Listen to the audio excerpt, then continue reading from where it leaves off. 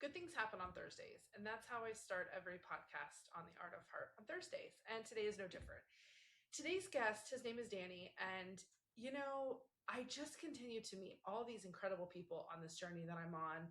And it's so wild how you can meet somebody and instantly they become your human. And Danny was no different. And this week on the podcast, Danny shares his story of being in a really dark place and not even recognizing himself, and how he felt this like lost desperation. And in a moment of vulnerability with his doctor, the doctor prescribed some blood pressure meds and is like, okay, head on your way. And the doctor paused and said, how are you?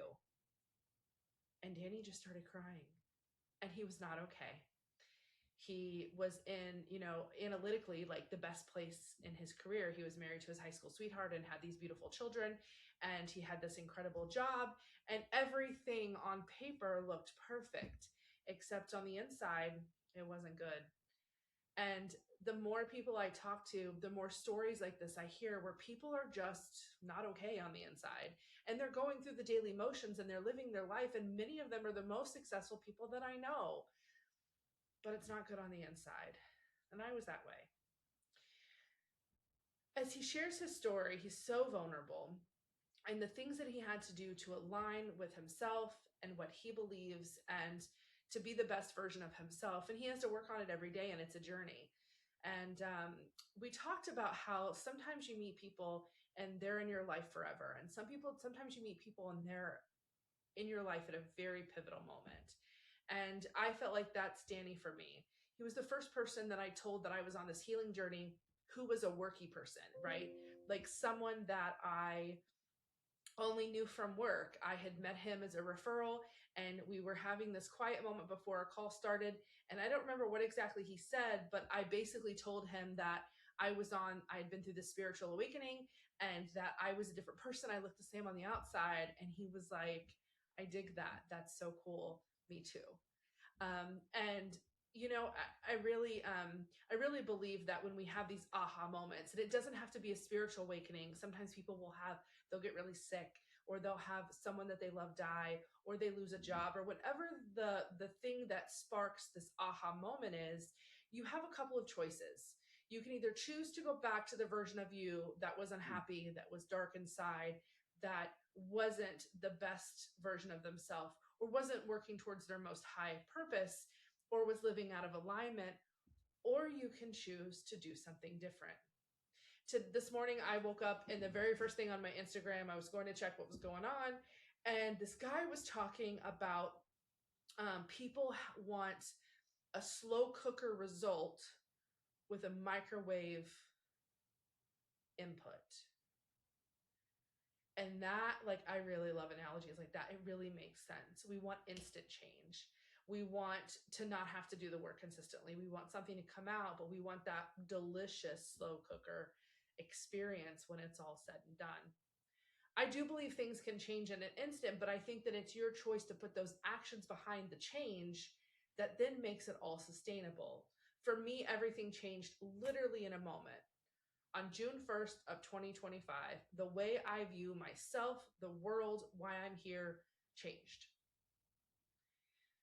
But I have to put in the work every single day to live and be the best version of myself. And it starts with how I treat myself. It starts with prioritizing how I feel. It starts with prioritizing my battery. It starts with prioritizing tethering, doing things that bring me joy. The flowers that you see over my shoulder, I've been talking about them nonstop for 3 days. I picked them up on literally a side road in the middle of California. There was a man with 2 buckets, and I said, I'd like $100 in flowers, please. And I bought flowers and I gave them to everybody downstairs at the Marriott. They spent a lot of time here, and I wanted for them to have this beauty and feel special, feel that I see them and I appreciate them. And I put some of the flowers here in my room. When I lived in Gig Harbor, if you've ever lived in the Pacific Northwest, it gets cloudy and rainy, and it's real. And the whole seasonal depression is like a real thing. And I'd always really lived in a sunny place. And I noticed that during the winter, especially if I kept fresh flowers in my house, it kept me up. I don't suffer from depression. I'm very fortunate that that's not something that's in my challenges. But I do get sad from situational things.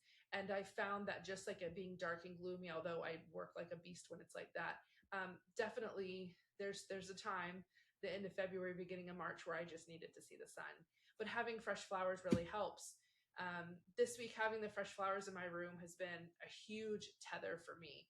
Sometimes I just look at them and they're beautiful, and they're orange and they're pink and they're red and they're white, and they have these beautiful different textures, and they just bring me a lot of joy. I absolutely love fresh flowers. And so there are things that I have to do every single day to make sure that I'm showing up for myself well. Today is one of those days I have to rearrange my schedule because there's a conflicting priority and I have to take care of this thing. But taking care of that thing will alleviate so much other stress and pressure in my work life or my work for me. So that's what I'm doing. But it all starts with that pivotal moment. And like Danny talks about on the podcast, that pivotal moment, the aha moment of, do you go and work towards the thing, or do you just live the way you were living? Either way is your journey and is totally fine. But I can't imagine going back to the old way. I can't imagine going back to the old me. I can't imagine not checking in every day to see how I'm feeling, showing up as my own best friend and sharing this message and this gift I feel like I've been given with all of you. And it's pretty cool, man. It's also, I have a friend who we were working on some stuff the beginning of last year, and she's a very successful businesswoman. Someone I admire a lot. She actually was on my podcast. Her name is Lisa. She's a good friend of mine. And she was reading a book about you choose your hard. You choose your hard. All things are hard, right? There are lots of hard things. And you choose your hard. And I would rather choose my hard and work on me. And right now I'm running 2 businesses, and right now I'm my hard is I am doing a lot of things that require a lot of demand, but every day I show up for myself. And when you choose your hard and you get to reap the reward of you feel better and you're living in alignment and your spark is brighter and you're getting that slow cooker result, it's pretty cool, man. It's pretty cool. I was so honored. Every week I'm so honored that people share their stories. They share their good, the hard, the aha moments. And I think especially today, I'm really thinking about the people who've been on my podcast, partly because one of my podcast guests, Shannon, is competing in the Olympics. He's in Olympic Village today. He's a ski racer, and I can't wait to watch him. And he shared his story about how, you go to the Olympics and you train your whole life and you have this incredible opportunity. And there's a lot of really hard things that happen along the way. And it takes a toll mentally. And when he shared that story, first of all, I'm a huge Olympics fan. Like, I'll be watching opening ceremonies and there'll be not a lot of sleeping in the next 2 weeks because I want to catch every single Olympic episode or everything I can possibly catch.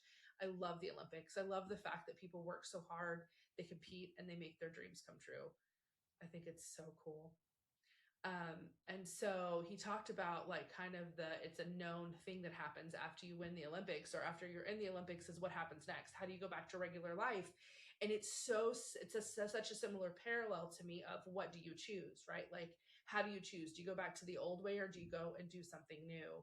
How do you choose you over and over and over again? And I think you have to choose yourself every single day, and sometimes 40 times a day. And so how are you choosing yourself today? How are you tethering? How are you showing up for yourself? I used to call them my care and feeding instructions. Like, I wish that we got stapled to our rear when we come into this world. These are the things we need to do for us. Like, some people, you'll notice some people they need to sleep a lot. Some people don't need to sleep at all. Some people need to listen to music and some people read books, and some people are introverts and some people are extroverts, and we're all different, and how we get to this is all different. There's no one way to get to the best version of ourselves. Whatever the best version of you looks like, I hope that today you work on it. And if you've had an aha moment, I hope that you choose whatever's next and don't go back to the old way if it's not working for you.